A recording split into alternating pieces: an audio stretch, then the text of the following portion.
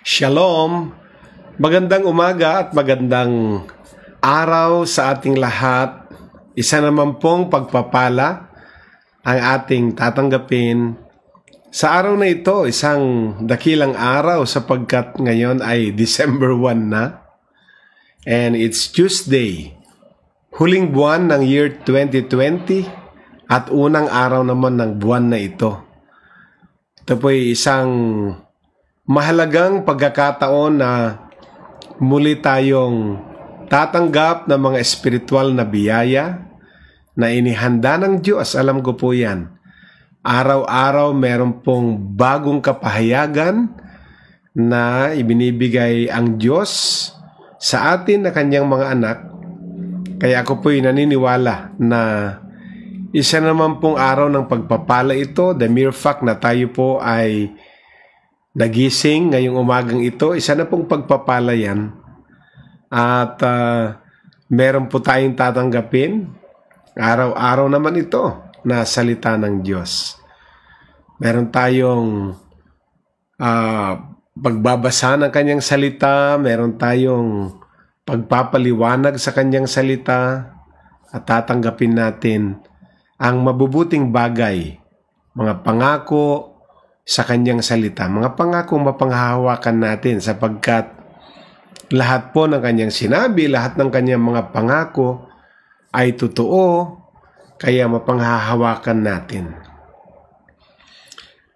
Dahil ngayon po ay December, ibig sabihin, isang taon na din talaga ang global pandemic, ang COVID-19, and hopefully, kahit na po nababalitaan natin na may mga bansa, may mga territories na naghihigpit uli dahil may panibagong wave ang pandemic, lalo na ngayong panahon na ng taglamig, ay umaasa pa rin tayo na isang umaga paggising natin ay mababalitaan na lang natin na ito ay tuluyan ng napuksa, tuluyan ng natalo. Well, may mga vaccine na pong available pero hindi pa ito out sa market. Siguro nasa period pa lang ng pag-reproduce ng siguro milyon-milyon kung hindi man bilyon na vaccine yan. Pero habang hinihintay natin kung ano man yung vaccine na darating para sa atin, ang salita ng Diyos pa lang ay sapat na upang proteksyonan tayo. Di po ba?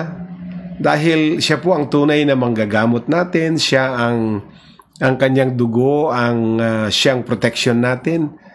Ang kanyang mga latay ay dahilan na tayo ay magsisigaling sa lahat po ng sakit karamdaman. Purihin ang Diyos. At bago ko po simulan ang pangangaral ngayon at i-discuss ang salita ng Diyos sa susunod na 30 minuto, hinihiling ko po sa lahat ng sumusubaybay at tumatangkilik sa ating araw-araw na programa na ibahagi po natin ito sa ating mga kakilala. I-share natin, pindutin lang natin yung share button sa inyo pong cellphone ngayon upang ang parehong tinatanggap nating spiritual na biyaya ay tanggapin din ng mga taong malapit sa atin. So bago ko po i-present ang napakagandang topic ngayon, hinihiling ko po na samahan niyo ako sa panimulang pananalangin. Mahalaga po yan na hilingin natin sa Diyos na patnubayan tayo sa ating pag-aaral upang wala pong salitang dadaan na hindi natin naintindihan. Let us pray. Our God in heaven, lubos pong aming pasasalamat dahil ang buhay namin ay pagpapala. Pagising namin sa umagang ito,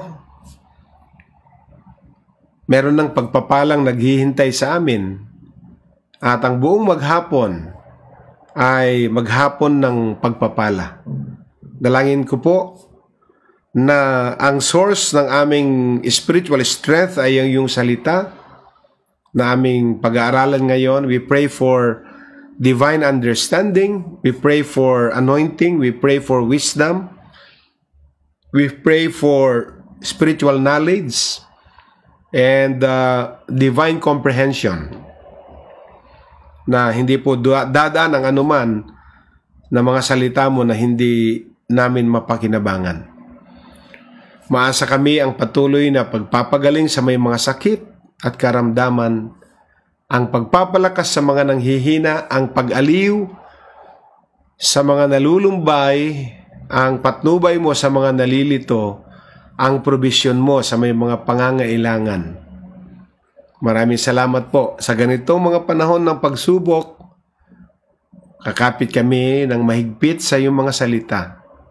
At dito kami makakasumpong ng tunay na pag-asa, tunay na kalakasan at pagtatagumpay. Maraming salamat po sa pangalan mo, Jesus. Amen and amen. Ang topic po natin ngayon ay Changing Your Focus. Yan po ang title, Changing Your Focus.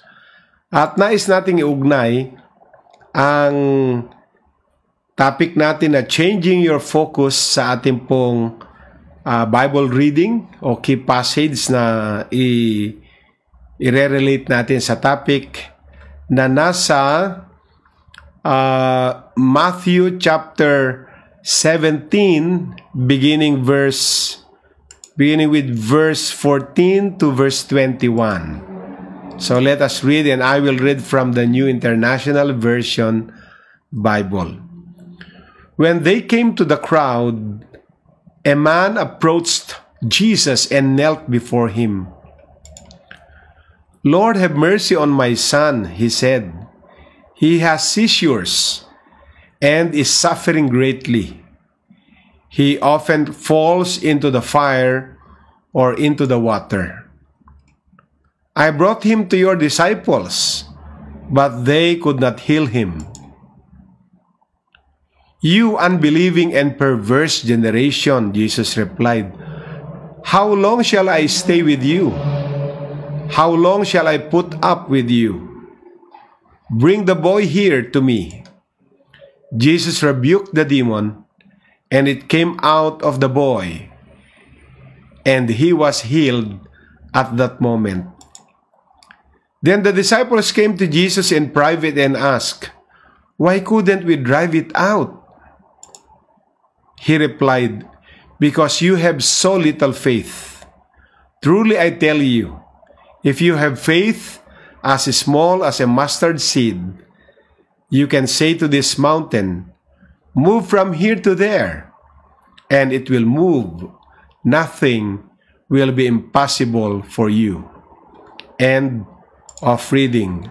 At ang ating pong binasa para sa kapakanan na ngayon lamang po nagbukas ay Matthew chapter 17 verse 14 to 21, at inuugnay natin ang ating topic na Changing Your Focus. So, napakaliwanag po sa kwento. Na meron po isang mama na lumapit sa Panginoon Jesus. Siya po'y lumuhod at sinabi niya sa Panginoon Jesus, "Panginoon, kaawan niyo po ako, kahabagan niyo po ako dahil ang aking anak ay merong mga seizures at siya ay grabe po ang kanyang pagdurusa." At ang sabi nung lalaki, nung mama, nung tatay, nung bata, ay dinala ko ito sa inyong mga disipulo, pero hindi nila mapagaling ang aking anak. At ang sabi ng Panginoon, "You unbelieving and perverse generation." Yan po ang kanyang tugon. Hanggang kailan ba ako dapat nasa inyo? Hanggang saan ba dapat kong ipaglagi ko sa inyo? At kaya sinabi niya, "Dali mo sa akin yung batang lalaki." So, nung nirebuke ng Panginoon Jesus ang demonyo sa katawan ng lalaking ito, it came out of the boy and he was healed immediately. He was healed at that moment. Kaya ang mga disipulo ay privately tinanong ang Panginoon, bakit sa'yo? Minsan mo lang nirebuke yung demon, umalis na at gumaling agad yung bata. Bakit hindi namin magawa? Why couldn't we drive it out? At ang tugon ng Panginoon, because you have so little faith. Dahil napakaliit ang inyong pananampalataya. Sinasabi ko ito sa inyo, sabi ng Panginoon, if you have faith as small as a mustard seed, you can say to this mountain, move from here to there, and it will move. Nais ko lang basahin yung pinaka-last line nitong reading natin. Nothing will be impossible for you. Nothing will be impossible for you. Sa maraming mga panahon ng mga overseas exposure po ng inyong lingkod sa aking pagdalo sa mga School of Ministry, sa aking pagdalo sa mga world conferences and crusades ng Morris Cerullo World Evangelism. Yan po ang aking pinag-aralan. Ako po ay alumni ng School of Ministry ng MCWE. I have seen men and women, boys and girls, who perhaps had never been in a religious service before. Marami akong na-witness na mga lalaki at babae na maaring wala pa silang experience, wala silang karanasan sa mga tinatawag na religious services or healing crusades.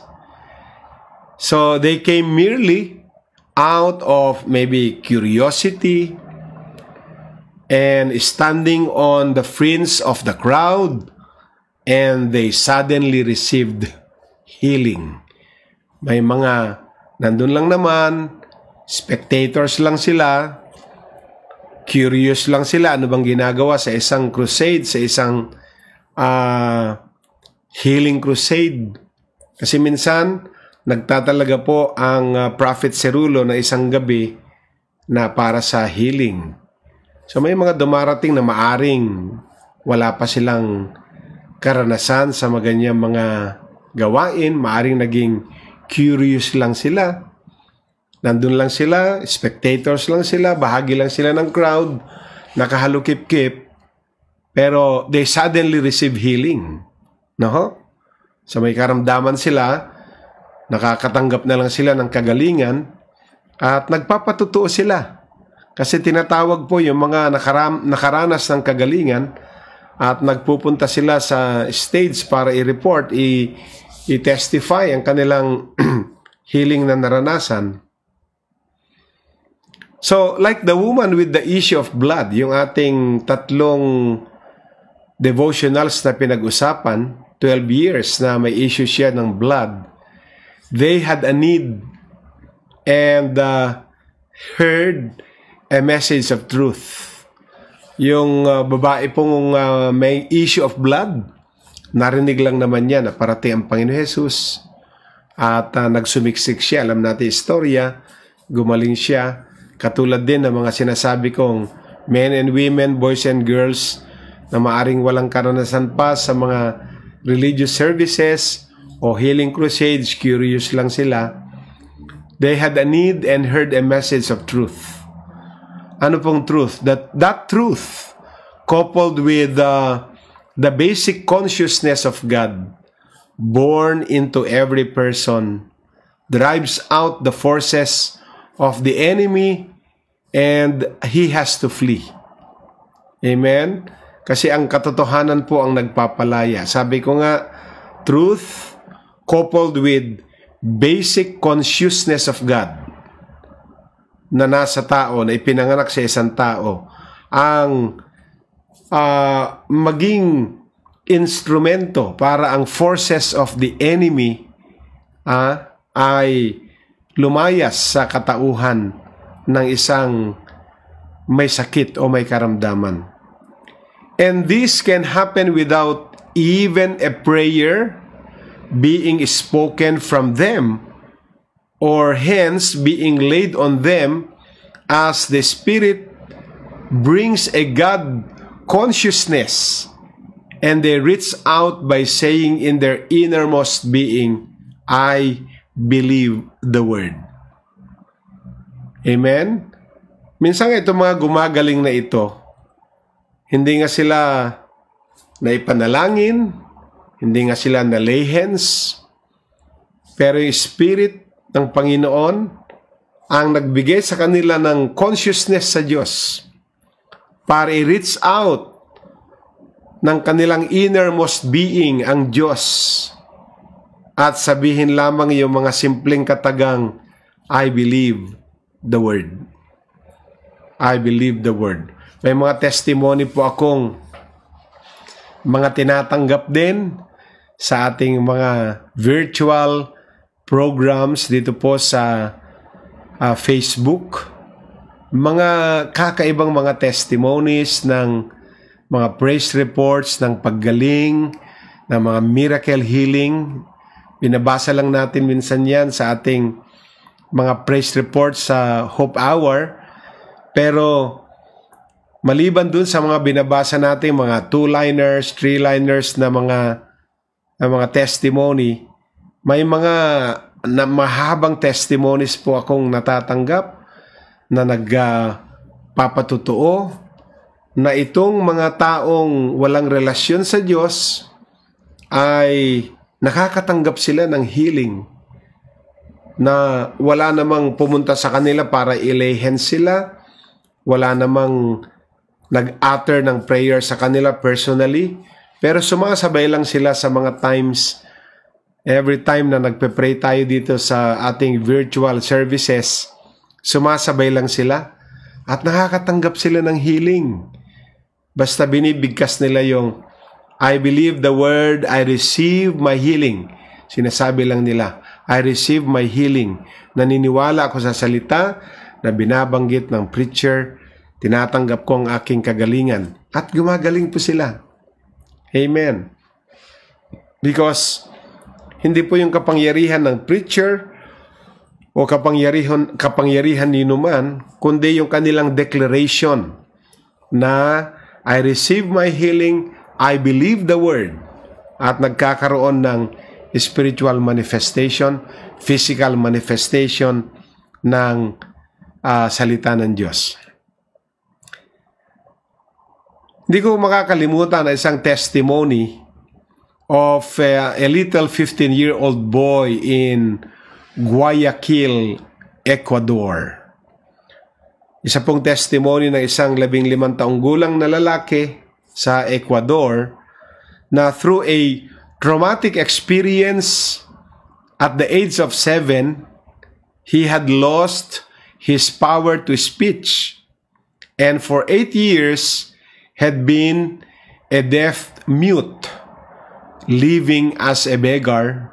Alam niyo ho, sleeping under the wharf on the waterfront by day and going through the garbage cans of the city by night to survive. Yan po ang naging buhay nitong deaf-mute na 15-year-old boy. Siya po ay pulubi. Siya ay natutulog sa waterfront by day at sa gabi naman ay nangongolekta siya ng mga lata, bote, kung ano man pwede niyang mapagkakitaan, mapagkakwartahan para mabuhay siya sa mga basurahan para mag-survive.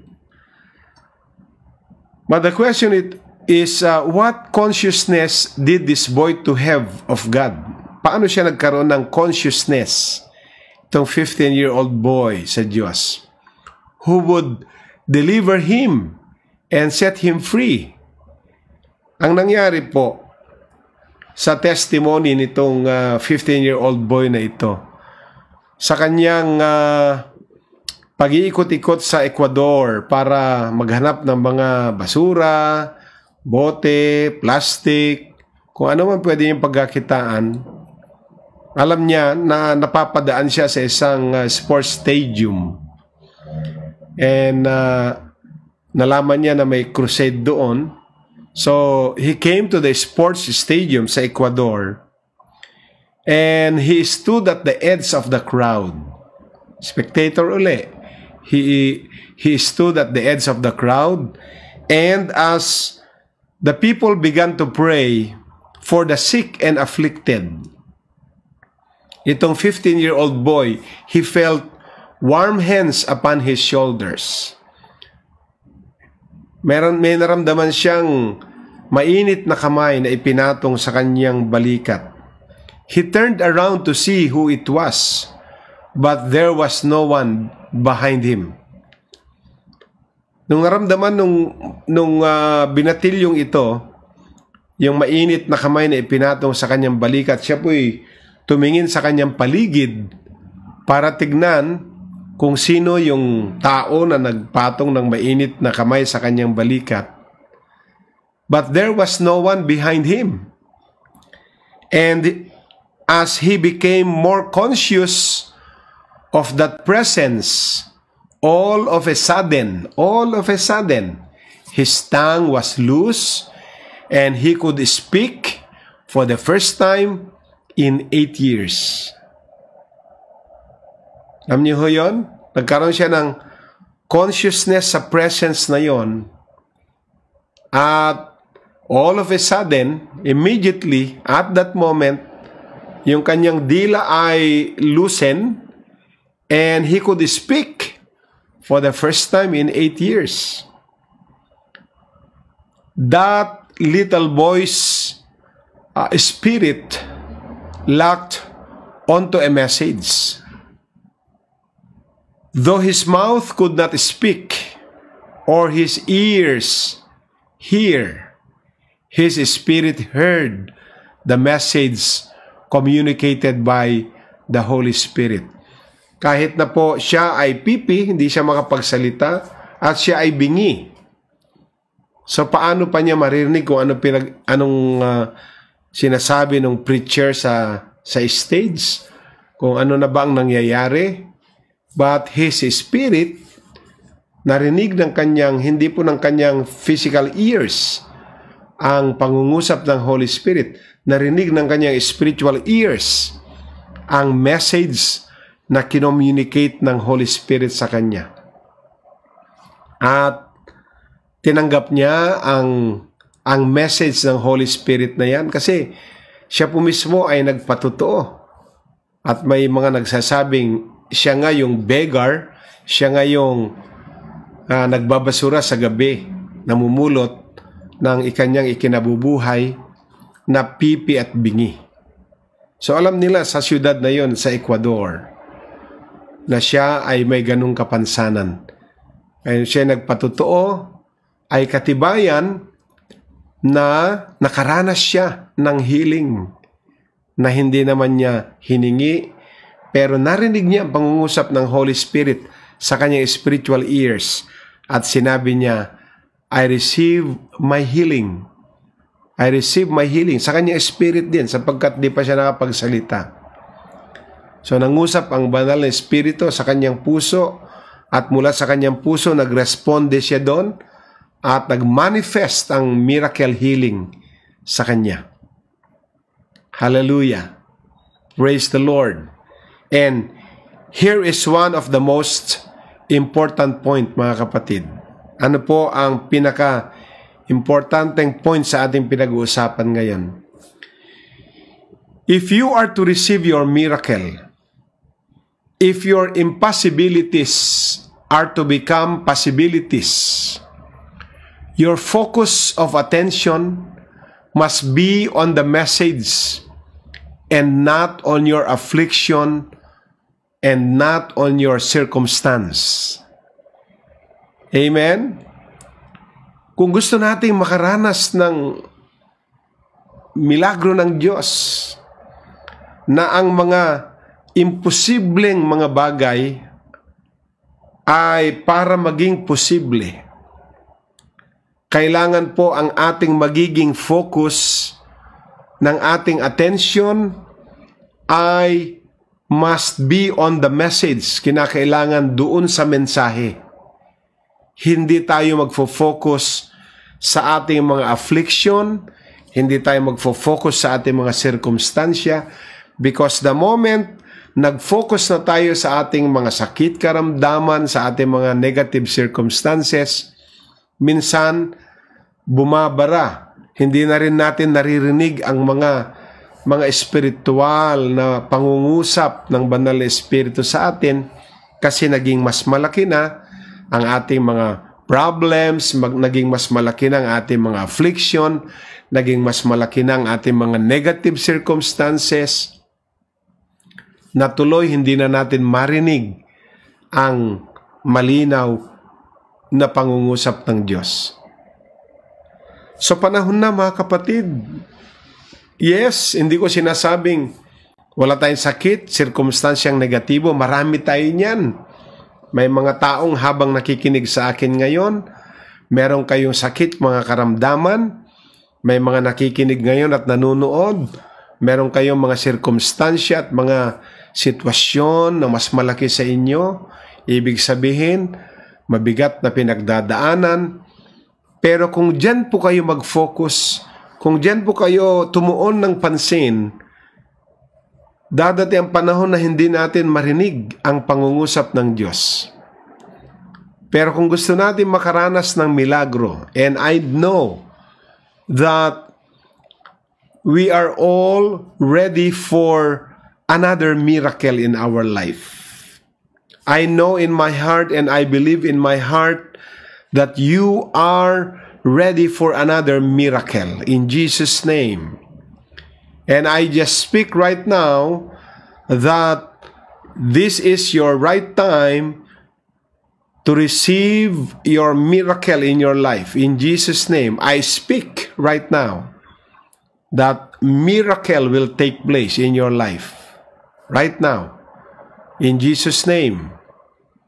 Kina-cast out ko ang lahat ng sakit karamdaman ngayon.